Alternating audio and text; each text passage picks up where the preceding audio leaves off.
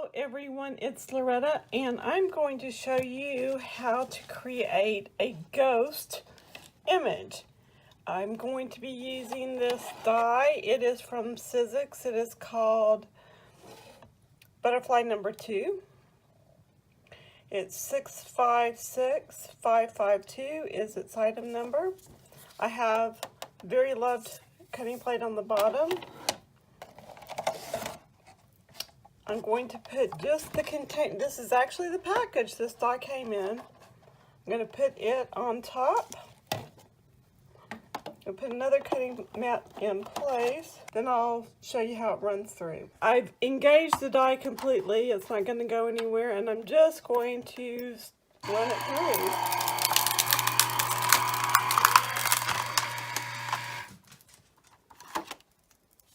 Cutting plates come off. Here is the die cut. There's the die. I have a trash can right there. I don't know if you can see it. So I know it doesn't look like much right this second, but I'm going to go on and cut this out of pattern paper as well. Now I am going to cut this die from this authentic paper pack. This is a 6x6 double-sided paper. We are going to take these die cuts to my desk and I'm going to show you how they work. The first thing I'm going to do is go ahead and get all of these small pieces taken out of my die cut. So there's that one. Now I'm going to do the same thing with the one I cut out of the actual packaging. You could even cut some more smaller shapes out of the same piece of plastic. Also, now is a really good time to look at them and see if there needs to be any cleaning up, if there's any adhesive from the packaging that's still on the plastic. If there is, just take a damp baby wipe or Clorox wipe, whatever you have around, to clean it up. You're basically weeding. It's really, honestly, that's all there is to it. So what you can do with it now is you can use this as a base or you can use this by itself, but what we're going to want to do is to fold this so that it is 3D. It's plastic, so it will keep its shape pretty well. Probably my favorite. You may or may not be able to see this very well on camera because of the nature of it being plastic, but I'm hoping that you will get the idea anyway. So I'm going to lay my piece of plastic butterfly, which is now considered to be a ghost because you can see through it. This was really popular like 5, even 8 years ago. And I'm going to push hard, but I'm going to stay right there in the groove of my trimmer, and now I'm going to move it over. I'm going to line it up again. There's the thorax of the butterfly. Make sure it's straight. Hold it tight. It's not quite straight. Hold it tight and score it again. So now, as you can see, it's automatically taking that 3D shape. You can do the same thing with the butterfly if you'd like, or you can leave the butterfly flat, whichever you'd like. I'm going to use a little glossy accents to join these two pieces together. I'm just going to put a little bit right here. Now, before these are joined together, if you'd like to sponge the edges at all, I would do it before you put that glue down into place. Make sure it's lined up. And hold that into place with your fingers to allow it to just kind of grab onto that paper below it. You can even just take your bone folder and real gently rub. Don't want to rub hard. And you're going to pick it up and clean out and clean up any glue that's seeped out. You can just take your finger. As you can see, there's not really that much coming out because I wasn't glue happy. Make sure it's straight, and it is.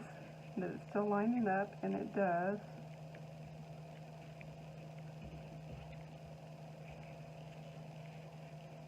And before you use this on your project, you are going to want this to completely dry. So I'm going to try to hold this up so you can see the dimension.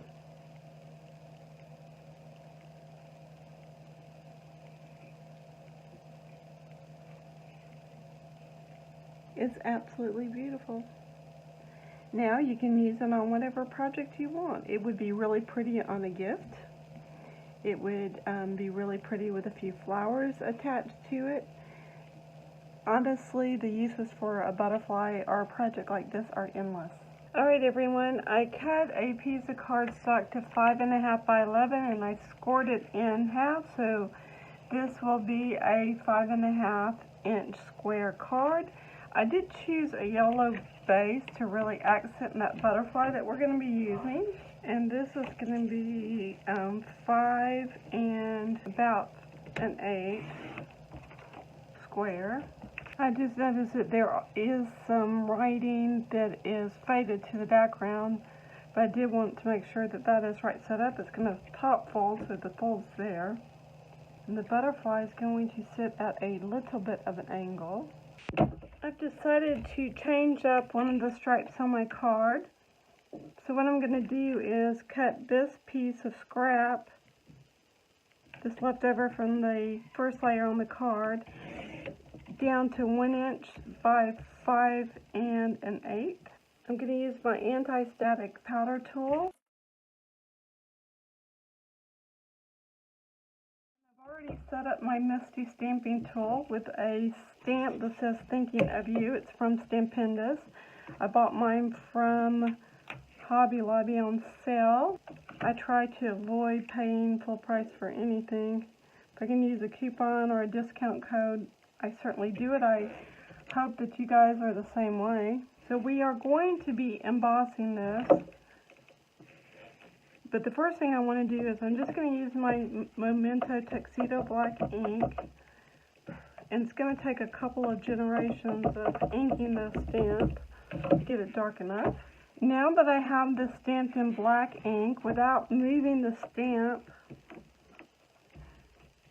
or the paper, I'm going to go on and clean up this image. Might as well clean up the Misty while I'm here. I've allowed this to dry for just a minute or two, and I'm going to ink it up with some VersaFine.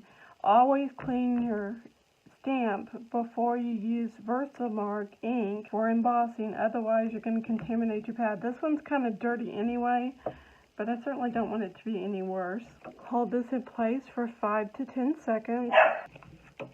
Powder, this is just whatever I bought at the craft store. When it goes on sale, I would buy 3 or 4 jars and then put them in just to one of these food storage containers. I'm going to warm up my embossing gun, and then I'm going to heat set this powder.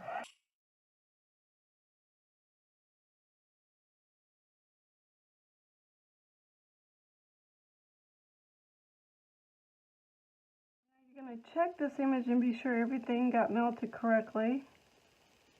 Just hold it up in the light at different angles, and it has embossed very well. Alright my friends, the card is now finished, and you can really see the dimension. It will lay flat for mailing, and because this is plastic, once it comes out the envelope, it will pop right back up and give that dimension.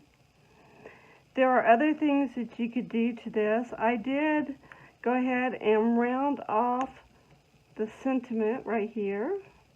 It's not quite straight. I'm not sure if it's going to, yeah, it's too wet to straighten it out, but that's fine. No one's going to notice that except for me. Tied a little bow, and the card is finished, like I said. So hopefully you guys will give cutting ghost shapes a try. If you do, let me know. I'd love to see your work. Once again, if you haven't and you'd like to subscribe to my channel, please do so. If you hit the bell right beside the subscribe button, you will be notified via email when I upload videos. Also, you can email me. My email information and website will be in the description box.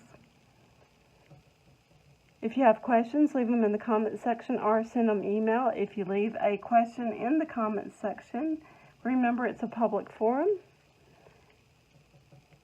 Have a great evening, everyone. Stay happy and be a blessing. I will talk to you soon. Bye for now.